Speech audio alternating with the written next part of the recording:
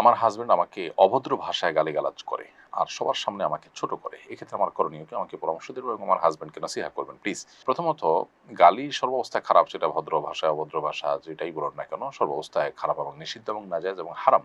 সিবাবুল মুমিনি ফুসুক, নবী সাল্লাল্লাহু আলাইহি ওয়াসাল্লাম বলেছেন, কোনো ঈমানদারকে গালি দেওয়াটা গুনাহের কাজ।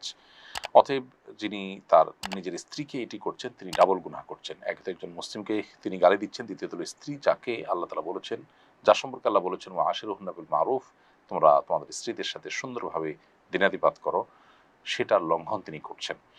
এজন্য তার উচিত ইস্তেগফার করা, তওবা করা। আর বোন, আপনাকে বলব, আপনি সবর এবং ধৈর্যের মাধ্যমে এটা মোকাবিলার চেষ্টা করবেন। তাকে নসিহা করে বোঝানো, অন্যদের মাধ্যমে বোঝানোর চেষ্টা করবেন। দোয়া করবেন আল্লাহর কাছে।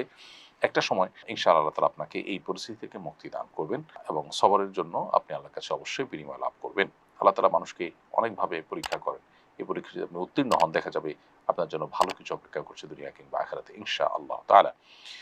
এমডি শাহিনস ভয়েস এআইডি থেকে আপনি লিখেছেন, স্ত্রী অন্য ছেলের সাথে চলে যাওয়ার পর যদি বলে, মহারণা মাফ করে দিয়েছি, তুমি আমাকে তালাক দিয়ে দাও, তাহলে করণীয় কি? স্ত্রীর চাওয়ার প্রেক্ষিতে যদি তালাক দেওয়া হয়, তাহলে সে তালাক যেমন হবে, আবার মহারণা মাফ হয়ে যাবে। এটাকে খোলা তালাক বলা হয়।